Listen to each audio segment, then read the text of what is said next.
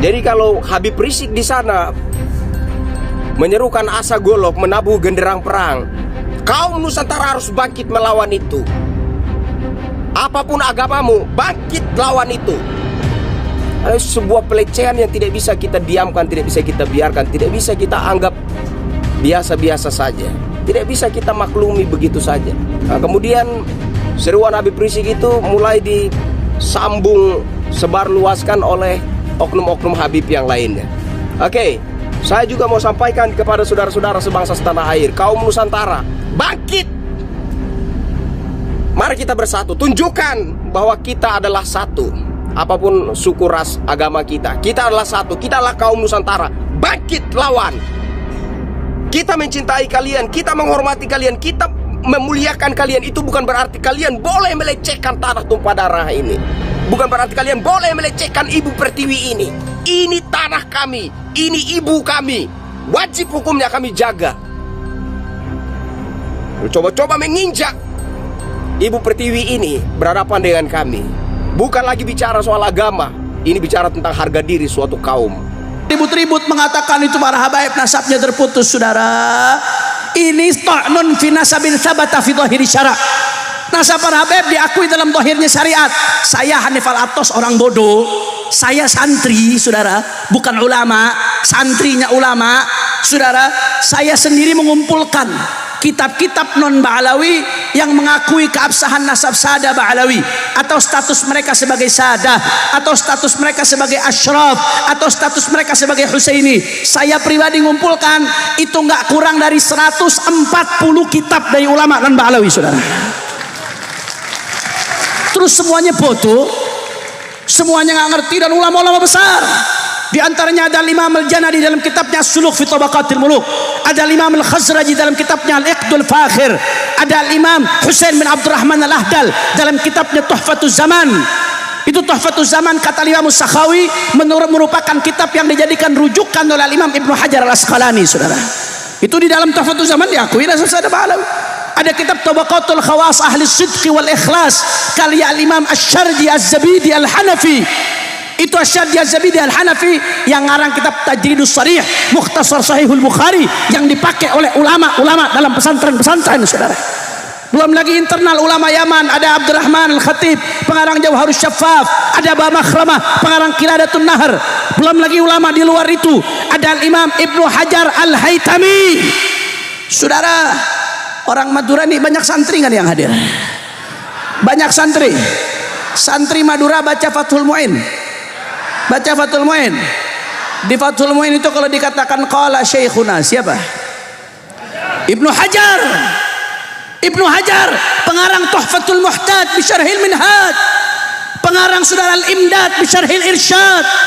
Ulama besar, mafkharus Syafi'iyah, kebanggaan Syafi'iyah. Beliau punya kitab Sabat, saudara. Di dalam Sabat Ibnu Hajar, beliau menyebutkan salah satu sanad lubsul khirqah beliau kepada Al-Imam Al-Qutbur Rabbani Al-Habib Abu Bakar bin Abdullah Al-Idrus Al-Adani, saudara. Beliau mengatakan ketika menyebutkan sanad lubsul khirqah tersebut melalui jalur Ba'alawi, apa kata Ibnu Hajar? Li'anna sanadaha min awwalihi ila muntahu min alil bait. Ibnu Hajar menegaskan, saudara. Belum lagi Al-Imam Al-Hafidz As-Sakhawi dalam kitabnya Ad-Dawul Lame. Belum lagi Ibnu Amir As-San'ani pengarang Subulus Salam dalam salah satu kitabnya mengatakan mereka adalah Ahlul Bait bila raibin aqlan wa syar'an wa urfan. Itu perkataan Amir San'ani, saudara. Belum lagi saudara Al-Muhbi dalam kitabnya Khulasatul Athar. Ahlan wa sahlan habibana.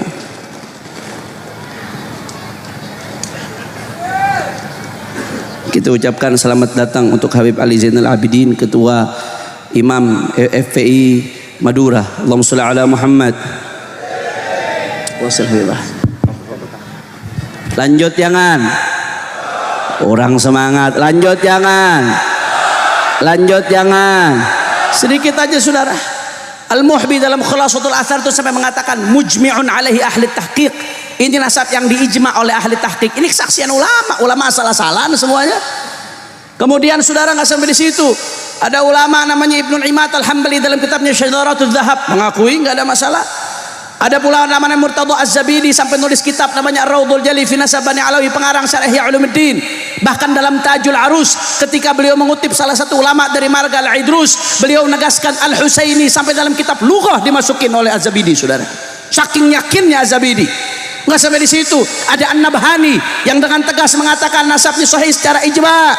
Bahkan ulama-ulama Indonesia, ada Kiai Haji Syekh Nawawi Al-Bantani dalam Syarah Uqudul Lujain ketika membahas istilah Habib sama dengan Sayyid, Sayyid dengan sama dengan Habib, itu semua panggilan untuk Nuriyah Nabi, saudara.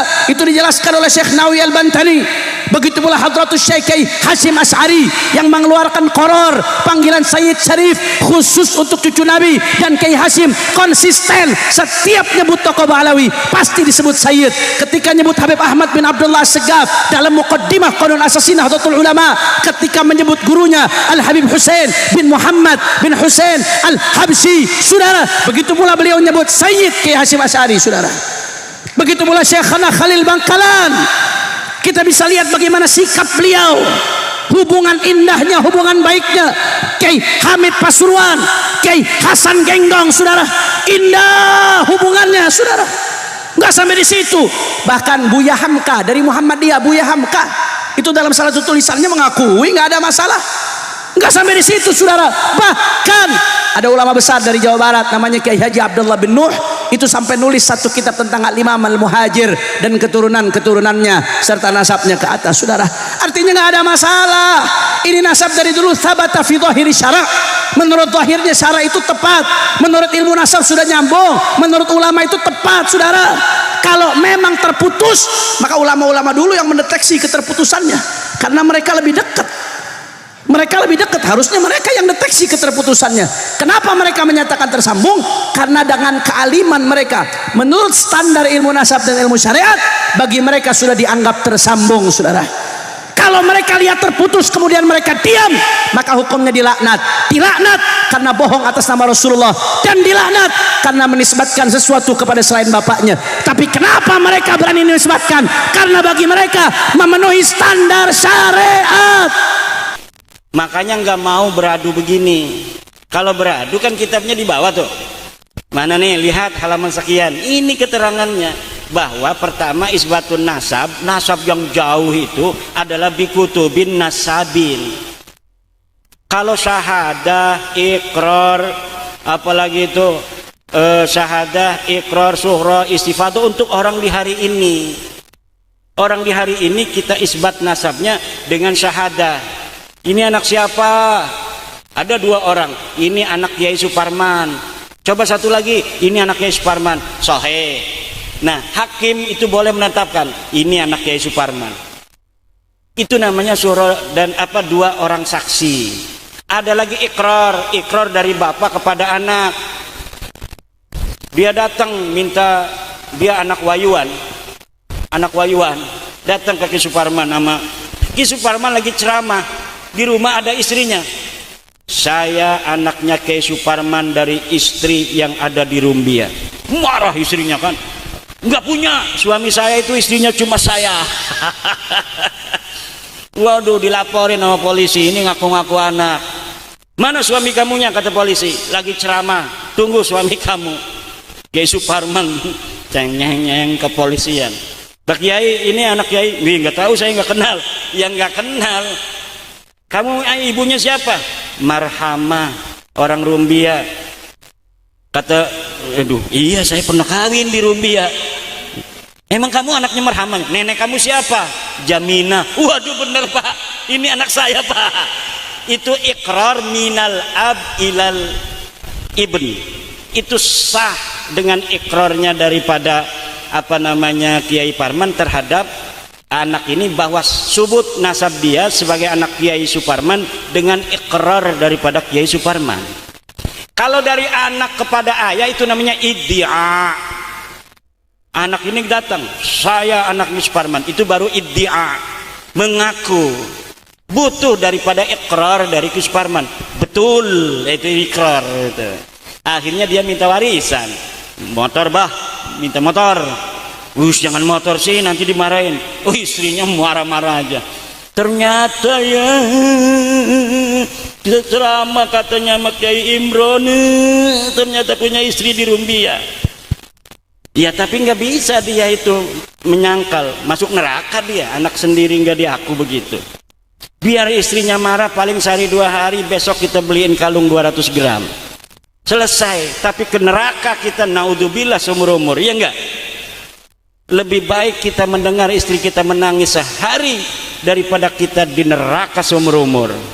Betul? Setuju? Jangan takut. Ngapunten Yai, sebutan Ya monggo. wau kan istifadah ya, istifadah Ya istifadah. ya nggih, istifadah niku kan harus dengan al akhbar al muhtabarah ya. Sedangkan standar kita bisa menentukan akhbar al muhtabarah itu bukan berarti kita harus mengambil dalil dari ulama mutaqaddimin sebelum kita. Ibaratnya kayak di abad 9, abad 10 atau abad 8, walaupun di abad ke-5 dan abad ke-6 yang akrab ila zamani Ubaidillah niku mboten tidak ada, berarti nggak bisa dikatakan itu menjadi isbatun nasab. Nggak bisa isbat nasab untuk Agus Mubarak aja kepada bapaknya kalau istifadah hari ini. Berarti mboten saged. Enggak, kalau untuk orang yang ada di masa lalu itu pakai kutub riq'ah, itu nomor 1. Nomor satunya pakai riq'ah dulu. Coba kitab nasab yang ada di masa itu atau yang dekat dengan zamannya. Nah kalau misalnya yang satu zaman 383 Ubaid ini belum ada kitab, baru ditemukan di abad ke-7, ini sama sekali tidak ada sebelum abad ke-7, maka abad ke-7 ini dipegang. Namanya dalam ilmu sejarah excellencio. Excellencio itu mengambil sesuatu yang kuat menjadi dalil terlebih dahulu sebelum adanya yang membatalkan. Kalau misalnya ini abad ke-7 kita pegang lalu datang abad ke-5, maka ini batal. Yang berbeda itu abad ke-5 kita pegang 5 aja, li'annahu akrab, karena dia lebih dekat. Tapi kalau misalnya ini abad ke-5, ini abad ke-14, tapi abad ke-14 ini berdasarkan dalil yang ada di abad ke-4. Kemudian sahih ini setelah dikritisi sumbernya, maka kalimat yang ada di abad 14 seperti kalimat saya yang berdasarkan kitab-kitab abad ke-4 itu bisa diterima. Yang itulah yang menjadi musbit, pengisbat daripada meruntuhkan abad 9 dari Baklawi itu. Berarti sepakat istifadah nggak bisa buat insoful ila, tidak bisa kakek-kakek itu ya. Cuma ahli nasab itu sebagian ada yang ngomong al istifadah al mutadawilah fi kulli zaman. Sebenarnya itu ya sama juga untuk kitab-kitab. Al mutadawilah fi kulli zaman itu kan berarti dengan kitab-kitab itu istifadahnya. Cuma itu namanya takalluf. Ya udah sih bilang aja pakai riq'atun nasabah, bahwa seorang bisa diisbat sesuai dengan masanya atau masa yang terdekat yang ditemukan, itu saja. Tidak usah dipegang istifadah fi kulli zaman segala macam. Itu namanya takallufun minna. Sama aja ujungnya mah. Jadi ada istifadah fi kulli zaman. Bagaimana mengetahui istifadah fi kulli zaman? Bi kutubin nasabin katanya. Ya, ada lagi? Nggih. Coba berikan ibarat secara gamblang bahwa itu dalil yang kita ambil harus yang fi zamanil akrab ila madlulnya niku. Itu ada di dalam kitab itu Rasail fi ilmil ansab. Rasail fi ilmil ansab muqaddimah itu ada di arsip ya. Jadi siapapun bisa melihat Rasail fi ilmil ansab. Bagaimana tariqu isbatin nasab. Itu sudah jelas. Caranya adalah riq'ah. Riq'ah itu kutub. Kutub itu untuk siapa? Untuk orang yang ada di masanya. Misalnya ini kutub abad ke-5 untuk dia, ini abad ke-7 untuk dia, abad ke-8 untuk dia. Tidak bisa kitab nasab di abad 14 mengisbat seluruh orang yang ada di aku sampai Rasulullah. Kalau begitu nanti orang bisa saja apa mengarang-arang nama-nama sampai Rasulullah kemudian diisbat. Nggak bisa. Itu namanya kita membuka pintu kepada muzawwirin nasab untuk mengaku dirinya sebagai keturunan Nabi. Na'udzubillah. Setunggal lagi ya. Catat monggo. Tadi kan jenengan bahwa lek memang Habib itu sudah termardut layuk balu, Iya. kita manggilnya Pak Dir kalau lebih tua atau Pak atau gimana. Itu kenapa kita tidak bisa memanggil dengan panggilan Habib kayak seperti halnya pada waktunya Syekh Nawawi.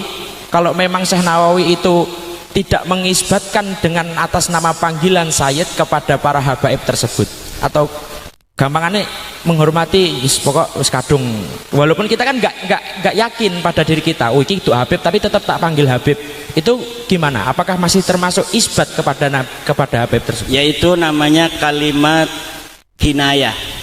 Angsal berarti ya. Jadi kalimat Habib itu nanti mana kinayah dia maksudnya apa? Kalau dia memanggil Habib maksudnya itu adalah turunan Nabi, ma'aduhuri tilkad dalail haram. Kalau misalnya dia manggil Habib itu ya karena nyeneng-nyenengin, ya enggak apa-apa. Nanti kita tidak bisa membedakan mana yang manggil nyeneng-nyenengin, mana yang manggil isbat. Maka oleh karena itu saddud dzari'ah, haramkan saja. Walaupun sudah ada persetujuan bahwa Habib itu palsu, kita kan tetap gak ada pikiran untuk mengisbat kepada Habib tersebut ya. Iya, tapi mereka kan masih mengiklankan diri. Habib ini cucu Nabi, panggil Habib karena Habib itu cucu Nabi. Kalau Sayyid itu adalah turunan Nabi yang bukan ulama. Kalau yang ulama dipanggilnya Habib. Nah, ma'atilka ad-dalail wal barahin wal iddi'aat, haram kita memanggilnya Habib itu. Karena dianya mengaku Habib itu sebagai keturunan Nabi. Kita panggil Bib. Pak aja Pak, Kang, atau Wan. Nggih Yai. Ya, monggo. Matur suwun ingkang kathah. Iya, sami-sami.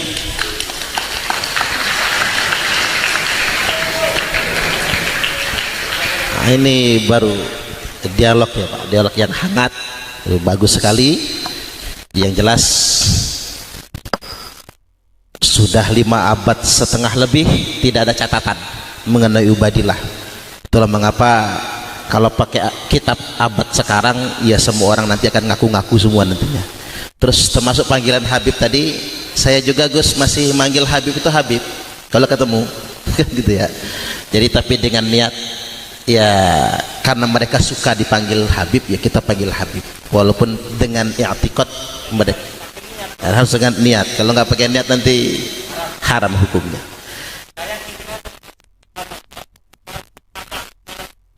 Ya.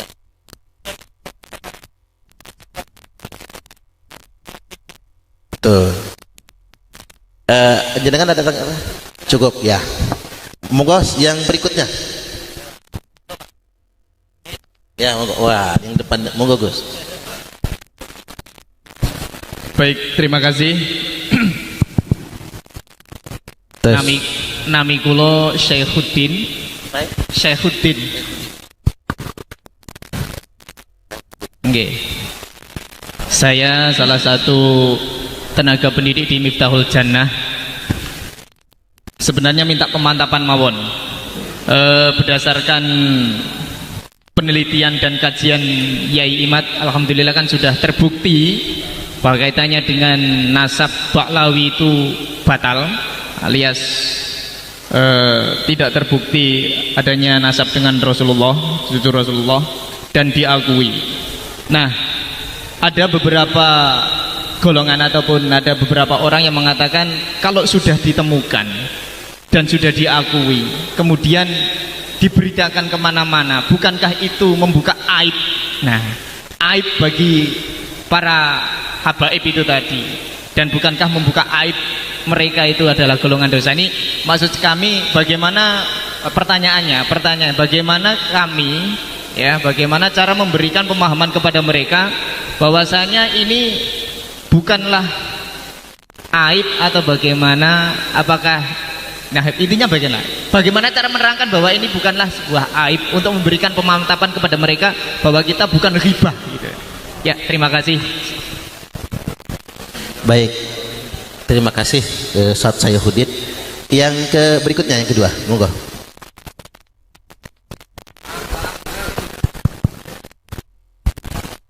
Oh ya, silakan, monggo Pak. Assalamualaikum warahmatullahi wabarakatuh. Nama saya Ali Rashid.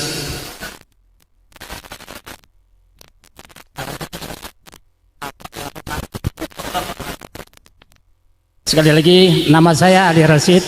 Monggo. Pertama, mengucapkan terima kasih kepada Hadratul Qurama Abah Kiai Imaduddin Usman Al-Bantani yang telah berkenan hadir di tempat ini sekaligus mencerahkan bagi kita semuanya tentang masalah-masalah yang sedang berkembang di masyarakat. Karena saya termasuk khidmatul khalaik, dan pribadi saya atas penelitian Hadratul Syekh 100% saya percaya, 100% saya percaya saya.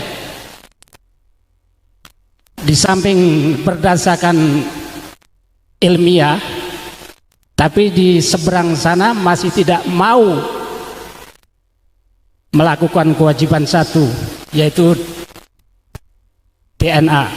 Itu menunjukkan kebohongan menurut saya. Yang saya tanyakan adalah tadi yang sudah dijelaskan oleh nomor 3, pertanyaan yang terakhir, bahwa Mbah Kiai mengatakan haram, tapi kalau menyenangkan boleh. Bagi saya haram. Para muhibin manggil Habib haram hukumnya. Haram hukumnya. Kenapa? Berdasarkan penemuan Al-Mukarram Pak Imaduddin. Karena itu kebohongan. Saya kiaskan dengan ada orang yang belum naik haji, ikroman saya manggil haji. Sedangkan yang saya panggil haji itu belum haji, saya ikroman menghormati dia. Dia menyetujui, itu adalah pembohongan, maka dihukumi haram tegas. Itu pendapat saya. Jadi menurut saya jawaban Pak Yai tadi kurang tegas. Tepuk tangan yang kuat. Kenapa tidak tegas? Ini artinya masih memberi peluang angin segar kepada para muhibin terhadap Habib. Dan saya sudah tahu jelas kebohongan para Habib di Indonesia ini. Itu pertama. Yang kedua, karena kami kan orang NU Pak, jadi juga ziarah. Satu saja yang saya kasih contoh, karena banyak banget tempat di Pulau Jawa yang namanya kuburan palsu. Di antaranya saya kelahiran Temanggung, Jawa Tengah. Lama hidup di sana karena saya dari kecil memang di sana dan di keluarga para kiai. Setahu saya di Semarang itu dulu tidak ada yang namanya makam Syekh Jumatil Kubro. Nggak ada di Semarang. Tapi belakangan ini ada makam Syekh Jumatil Kubro di situ. Kaligawe kalau nggak salah itu, di Kaligawe Semarang itu ada. Karena 2 tahun lewat, setahun yang lalu saya bersama rombongan ke sana dan sama supir diajak ke situ dan ya ziarah juga tahlilan di situ. Dengan keraguan saya itu. Nah, pertanyaannya bagaimana kita ziarah ke makam-makam palsu? Nah ini, karena ini sangat bermanfaat bagi kita ini. Kalau sudah ada palsu jangan diziarahin lagi. Mau saya seperti itu. Setahu saya orang Jawa Tengah dari kecil, menurut mbah-mbah ini, bukan dalil tanpa dalil ini, maaf ini ya. Nah, maaf ini tanpa dalil. Saya orang Jawa Tengah, setahu saya yang namanya Syekh Jumadil Kubro, wali pertama yang masuk Pulau Jawa ada di Gunung Merapi. Ada di Gunung Merapi. Sehingga orang-orang dulu, para ulama-ulama dulu mengatakan mbah-mbah kita, seandainya tidak ada Syekh Jumadil Kubro di Gunung Merapi, hancurlah Gunung Merapi itu. Karena di situ ditanam suatu waliullah, maka sampai sekarang masih ada sisa. Terbukti pada tahun 2008 kurang lebih meninggalnya Mbah Marijan karena saking dahsyatnya. Tapi lokasi makam Syekh Jumadil Kubro biasa-biasa saja, tidak ada rumput yang kering, tidak ada, hijau saja. Hingga sampai sekarang saya mendengar sudah dibangun, menghabiskan biaya 2 miliar, maka dipersilahkan ziarah ke sana. Itu bagaimana hukumnya ziarah ke tempat makam-makam palsu? Banyak sekali karena di sana, termasuk di kampung saya juga pernah dikatakan di sini ada makam wali. Tapi alhamdulillah ini dibantah, tidak jadi dibangun. Itu di Sindoro, di Gunung Sindoro, itu tempat saya lahir. Karena saya tahu dari kecil di situ memang ada, menurut sana makam aulia itu ada 2 dan akan ada 3 lagi. Salah satu ulama di sana katanya di situ ada dan akan dibangun. Bahwa alam itu dari Ba'alawi apa tidak saya tidak tahu. Tapi alhamdulillah sampai sekarang aman. Kemarin kurang lebih 2 bulan saya ke sana aman. Itu saja. Sekali lagi saya percaya dengan penelitian Bayi Imaduddin Usman Al-Bantani, 100% saya percaya itu yang benar. Dan para habib adalah batil, bukan dzurriyyah Rasulullah SAW. Allah Akbar. Sekian, assalamualaikum warahmatullahi wabarakatuh. Langsung.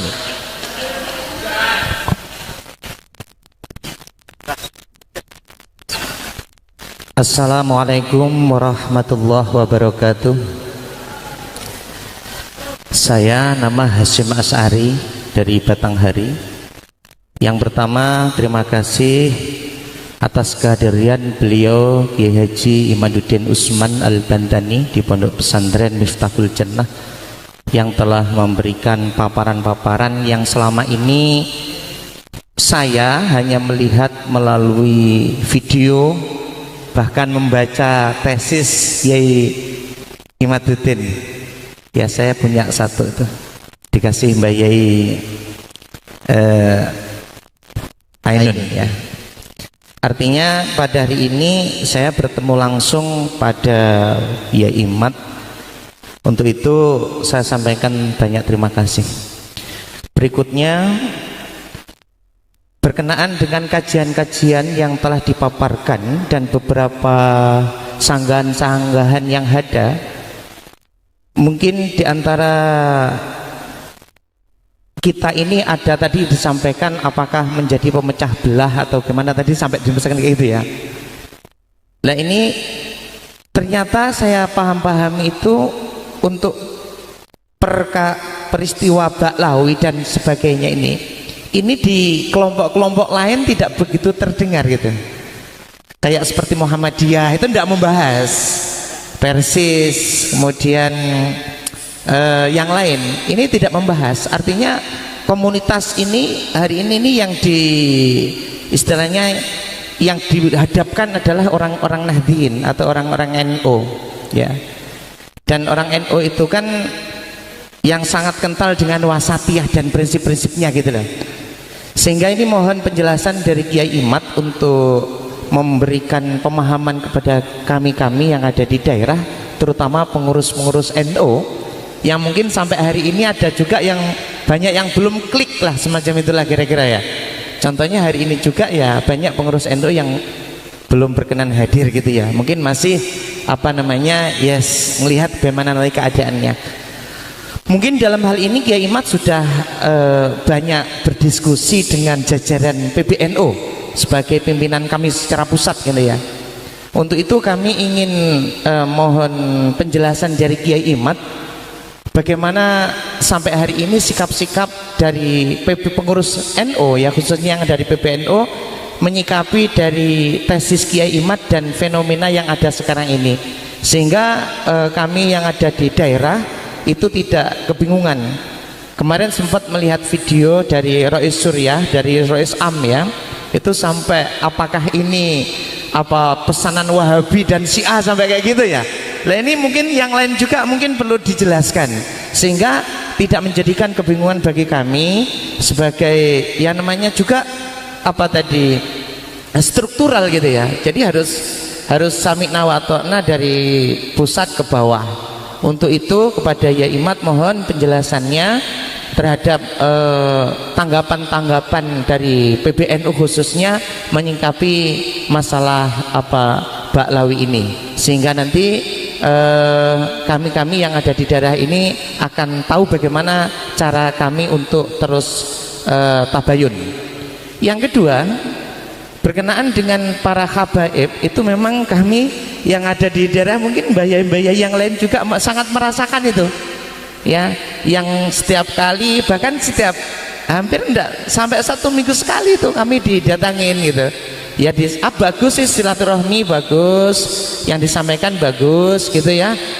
Namun saya amat-amati gitu apa ya, konsepnya hampir sama gitu, apa namanya ya, modelnya sama gitu ya, tidak menyampaikan ilmu ya, juga tidak menyampaikan tentang apa, malah kadang-kadang kita yang jadi mentor gitu, sampai kalau bahasan masalah ilmu gitu ya, sehingga ini menjadi keresahan di daerah, atau menjadi apa ya, bukan keresahan tapi menjadi apa pemikiran ulang lah semacam itu, sehingga dengan adanya ini mungkin nanti kami juga akan lebih bisa menyikapi yang lebih bijak dari fenomena yang ada di masyarakat atau di lingkungan kami. Demikian ya Imad yang perlu saya sampaikan, kurang lebihnya mohon maaf. Wallahul muwaffiq ila thariq. Wassalamualaikum warahmatullahi wabarakatuh. Assalamualaikum warahmatullahi wabarakatuh. Baik, dari Ustaz Sayyiduddin, apakah apa yang kita lakukan ini tidak termasuk menyebarkan aib ya? Yang kedua, dari Pak Ali Rashid tadi tentang ziarah ke makam palsu dan dukungan sepenuhnya kepada kajian Yai Imad dan kepada Yai Hasyim As'ari. Ngapa sih Muhammadiyah persis adem-adem baik gitu ya? Kemudian tapi ini persoalannya di NU, dan bagaimana sampai sejauh ini tanggapan PBNU, kiai-kiai NU di atas ataupun di Jawa terhadap kajian Kiai Imad. Monggo kersane ya. Baik, dari Gus Sayyiduddin, kalau sudah ditemukan tesis bahwa Baklawi bukan turunan Nabi, kenapa harus dibuka-buka seperti membuka aib kan ya? Kita bukan membuka aib, tapi kita sedang mengikuti perintah Allah Subhanahu wa taala dalam Al-Qur'an. Allah berfirman, a'udzubillahi minasyaitonir rajim, ud'uhum liabaihim huwa aqsatu 'indallah. Fa illam ta'lamu aba'ahum fa ikhwanukum fid dini wa mawalikum wa laysa 'alaikum junahun fima akhta'tum fihi walakin ma ta'ammadat qulubukum. Itu ud'uhum liabaihim, panggil orang itu sesuai dengan bapaknya, aba, keturunannya. Boleh bapaknya, boleh panggil dengan kakeknya, boleh panggil dengan buyutnya, tapi jangan panggil selain daripada keturunannya ke atas. Boleh dipanggil Gus Sayyiduddin bin Adam, boleh, karena Adam keturunannya ke atas. Boleh panggil dengan kakeknya kayak Nabi Muhammad ibnu Abdul Muttalib. Ana nabiyyun la kadhib, ana ibnu Abdul Muttalib. Ana nabiyyun la kadhib, ana ibnu Abdul Muttalib. Ana ibnu Abdul Muttalib. Boleh. Boleh panggil daripada neneknya, boleh panggil dari ibunya, Ibnu Majah, anaknya Nyi Siti Majah. Tapi kalau bukan keturunannya ke atas tidak boleh. Ud'uhum li abaihim huwa aqsatu indallah. Bagaimana fa illam ta'lamu abahum fa ikhwanukum fiddin. Kalau nggak tahu mereka tetap saudara kamu, panggil saja saudaraku, akhi. Wa mawalikum maula ibni Abdillah ta'al. Bagaimana kalau yang sudah-sudah kita memanggil mereka turunan Nabi? Falaisa walaisa alaikum junah, kamu tidak berdosa. Fima akhta'tum fih, terhadap apa yang telah kamu salah memanggil mereka selama ini, nggak ada dosa. Walakin ma ta'ammadat qulubukum, tapi apa yang disengaja oleh hati kalian. Sudah tahu dalilnya nggak ada, sekarang sudah tahu mereka bukan cucu Nabi, masih manggil mereka bib-bib aja, maka itu yang haram. Imam Malik berkata, manin tasaba ila nasabin nabiyyi bi ghairi haqqin yushharu wa yudrabu darban waji'an. Siapa orang yang bernisbah kepada nabi tanpa hak, yushharu, harus diumum-umumin. Ini Imam Malik nih. Coba cari di dalam kitab Qaul Imam Malik, manin tasaba ila nasabin nabiyyi bi ghairi haqqin yushharu wa yudrabu dorban wajian, harusnya dipukulin juga. Ya enggak? Dulu mereka nih Baklawi, ada kiai yang ke Wali Songo pakai silsilah ditaruh di tembok, suruh turunin, dipukul kiainya. Berdasarkan kaul Imam Malik itu. Tapi kita adab Nusantara tidak, bos. Kita hanya ngomong-ngomong, diskusi, ngasih tahu saudara-saudara kita mereka bukan turun Nabi. Kita nggak mau mukul-mukul mereka, nggak mau. Kita nggak mau persekusi, jangan takut. Wih, wajahnya ketakutan banget mau dipersekusi. Kayak karena dia memang tukang persekusi, sekarang takut banget rupanya dipersekusi. Enggak, bos, kita bikin PWI bukan mau persekusi. Kita bikin PWI mau mengatakan kami ini juga kalau mau perang siap. Tapi kalau ente nggak ngajak ya kita nggak mau perang. Tapi kalau mau perang siap. Mau apa saja siap. Mau diskusi oke. Mau perang kecil. Kami ini bangsa Nusantara suka perang, bos. Kalau mau ngomong itu orang-orang Solo, orang-orang Jogja kelihatannya halus-halus, tukang perang, bos. Inggris, Portugis ngalahin Sunda, apa namanya itu, Malaka dulu, yang ngebebasin orang-orang Jawa, bos. Kita datang ke Aceh ngusir Portugis, mau perang, bos, walaupun kelihatannya lugu-lugu. Itu orang Jawa kelihatannya lugu, halus, macul, tapi kalau perang siap. Adipati Unus sampai mati, bos, disebutnya Pangeran Sabranglor. Yang perempuan juga orang Jawa itu suka perang.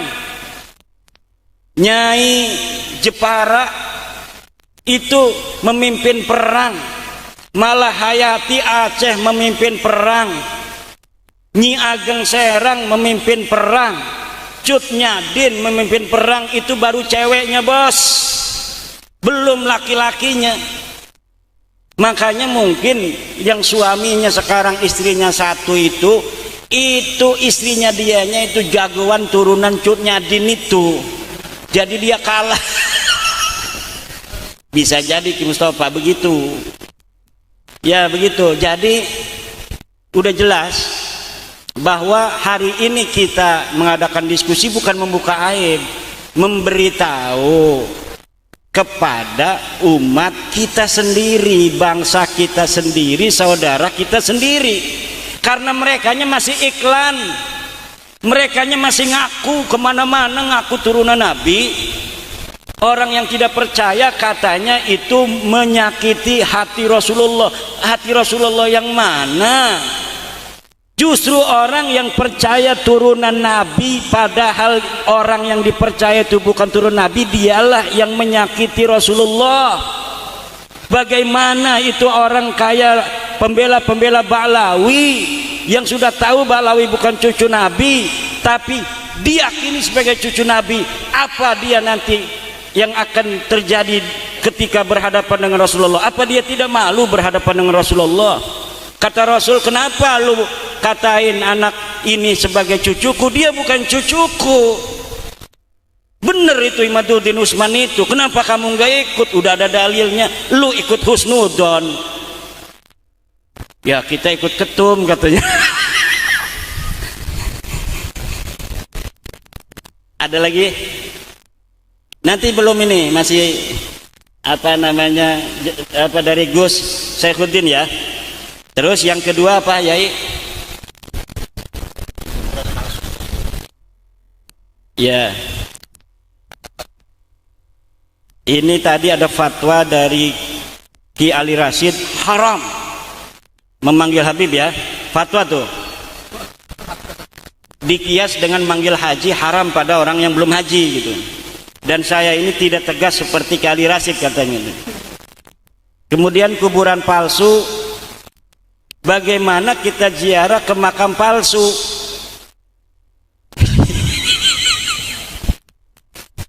Ziarah itu kan baca Quran, ya kan? Baca Quran mah dapat pahala aja. Tapi kalau kita ngajak ini kuburan bener, padahal kita tahu itu kuburan palsu, baru haram hukumnya. Tapi kalau kita duduk baca Quran di situ, ya tetap nggak apa-apa, sah aja. Tapi kalau kita sampai mengajak orang untuk ziarah ke makam palsu, hukumnya haram. Dan orang yang membangunnya haram, penipu dia itu. Orang yang ada sesuatu tujuan dunia, supaya rame lah, daripada kita bikin pemancingan belum tentu banyak yang mancing. Lebih baik kita bikin makam palsu, banyak yang ziarah. Tinggal dikasih kotak bukut tamu, setiap satu bus 50.000, kotaknya itu kan 2.000 aja lumayan itu. Ada 10 bus saja udah berapa sehari. Daripada kita kerja apa jadi tukang panggul kan sehari cuma dapat 100.000, itu bisa dapat 5 juta sehari itu bikin makam palsu itu. Terakhir dari Kiai Hasyim Asy'ari, sikap PBNU menyikapi tesis. PBNU itu rumah besar dari 53% warga muslim Indonesia. Jadi tidak sembarangan, harus mencerminkan daripada keyakinan umat NU-nya di bawah. Jadi maka saya menugaskan diri saya sendiri untuk memberi pemahaman kepada warga NU. Saya belum pernah diundang Muhammadiyah loh. Saya belum pernah diundang Persis, karena mereka emang nggak percaya dari dulu. Ngapain ngundang-ngundang saya? Orang saya mah dari dulu nggak percaya mereka turunan Nabi. Yang akan ada imbas adalah warga NU. Yang sudah ada imbas warga NU, maka kita wajib memberitahu saudara kita warga NU. Dan sikap PBNU harus mewakili daripada warga NU. Jadi nggak sebaliknya NU kemudian pertama mengisbat dulu atau menafikan, yang lain ikut, nggak bisa begitu. Bawah dulu, gimana warga NU di bawah? Kalau semua sudah tercerahkan, baru yakin saya nanti PBNU mengambil sikap. Kalau dari atas dulu mengambil sikap, bisa didemo PBNU sama mukibin-mukibin yang belum percaya. Maka ini tugas kita bersama dari bawah untuk mencerahkan saudara-saudara kita. Karena hanya mereka yang masih percaya Ba'lawi cucu Nabi yang akan terkena kejelekannya. Yang sudah tidak terkena kejelekan, yang sudah tidak percaya tidak akan terkena kejelekan Ba'lawi. Karena kita hanya bisa ditipu oleh orang yang kita husnudoni. Gak mungkin kita bisa ditipu oleh orang yang kita tidak husnudon pada dia. Tampangnya udah penipu, ngajak kerjasama sama kita, nggak mau kita. Ayo kita modal 50 juta sewa, nggak mau. Tapi kalau kita husnudon pada dia, kerjasama dalam bisnis, maka kita akan tertipu oleh orang yang kita husnudoni. Maka saya nyatakan seyakin-yakinnya, untuk agar masyarakat NU ini adalah juga percaya mereka bukan cucu Nabi, bahwa demi Allah saya yakin seyakin-yakinnya Ba'lawi Habaib ini bukan keturunan Nabi berdasarkan ilmu nasab, ilmu sejarah dan tes DNA. Demikian. Baik, kita akan jeda break, istirahat, sholat, makan dulu. Capek Yai. Atau nanti ramah tamah saja karena Yai-nya.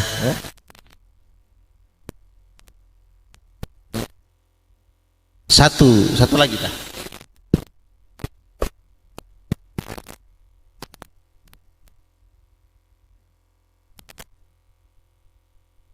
Semoga satu lagi ya, singkat aja. Assalamualaikum warahmatullahi wabarakatuh. Waalaikumsalam warahmatullahi wabarakatuh. Alhamdulillah, pada kesempatan siang hari ini kita kerawuhan Yai Imad dan alhamdulillah kita mendapatkan pencerahannya.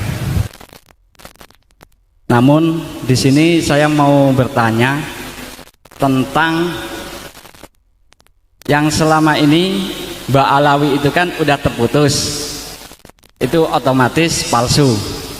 Terus yang saya tanyakan itu yang asli yang ada di Indonesia ini itu marganya apa dan siapa-siapa, biar untuk membedakan yang asli sama yang palsu. Selanjutnya, kalau sudah ada yang asli, kita responnya bagaimana, manggilnya apa, langkah kita bagaimana. Seterusnya, kalau emang yang asli itu emang asli, apakah kita itu wajib memanggil dengan sebutan Habib gitu? Kalau nanti kita nggak memanggil Habib, nanti kita kedosan juga, maksudnya kan gitu. Nggak syiar soalnya. Nah, saya di sini mau minta pencerahan tentang hal itu. Sebelumnya mohon maaf ya Imad atas pertanyaan inilah. Mungkin itu aja dari kami. Assalamualaikum warahmatullahi wabarakatuh. Waalaikumsalam. Siapa namanya tuh? Asmane Ahmad Sugianto. Ahmad Sugianto. Kang Ahmad Sugianto. Kita pada prinsip awal tadi bahwa sebuah pengakuan intisab kepada Nabi yang belum diteliti yabqa alal asli, dia biarkan hukumnya seperti itu, ala makana alaihi min qablu. Yang sudah saya teliti itu hanya Ba'lawi. Yang saya teliti hanya Ba'lawi, bahwa Ba'lawi bukan turun Nabi. Nah, selain itu maka kita biarkan kepada asalnya. Misalnya ada orang dari Al-Hasani, ya kan, sebagai keturunan Nabi, tetapi selama ini dia tidak memberikan pengakuan di hadapan publik sebagai Al-Hasani. Ya biarin aja seperti itu, dia mengaku sebagai turunan Nabi di husnudzonni karena kita belum meneliti. Sikap kita, ya kita berikan namanya itu penghormatan lebih sedikit saja. Kenapa? Karena sebenarnya tidak ada dalil yang sharih yang mewajibkan kita menghormati dan memuliakan keturunan Nabi. Tidak ada. Tidak ada dalil yang sharih. Kenapa di kalangan NU kok ada, di kitab-kitab kalangan NU tasawuf itu adalah mimbabil adab.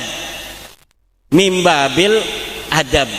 Adab itu tidak masuk syara. Jadi bukan babnya bab apa namanya wajib, haram, sunnah, apa mubah, itu bukan. Tapi hanya adab saja. Adabnya begitu. Nah, kalau dalilnya dari Al-Quran kan banyak tuh orang, la as'alukum alaihi ajra illal mawaddata fil qurba. Ini tafsirun muhtamilun. Fil qurba ini lihat di dalam Ibnu Katsir, Al-Qurtubi, Tobari, maknanya banyak ayat ini. Nabi itu, wahai orang Mekah, hai orang Quraisy, aku tidak mengharapkan gaji, upah dari dakwah ini, illal mawaddata fil qurba, kecuali cintai aku karena aku masih kerabatmu. Aku berdakwah ini jangan sampai aku disakiti, karena aku ini masih kerabat kamu. Cintai aku sebagai kerabat kamu. Itu tafsir pertama. Tafsir yang kedua, ilal mawaddata fil qurba, kecuali engkau sayangi kurbaku, yaitu istri, anak, sepupu-sepupu Nabi. Nah, kalau sekarang keturunan apa masuk kepada kurba? Tidak, kurba itu artinya dekat. Saya dengan Ki Suparman sekarang ini adalah qarib. Kalau Kiai Suparman kesini namanya akrab. Kalau perempuan namanya kurba, lebih dekat. Mimba bifu'la. Kalau mudakar akrab, kalau muannas kurba.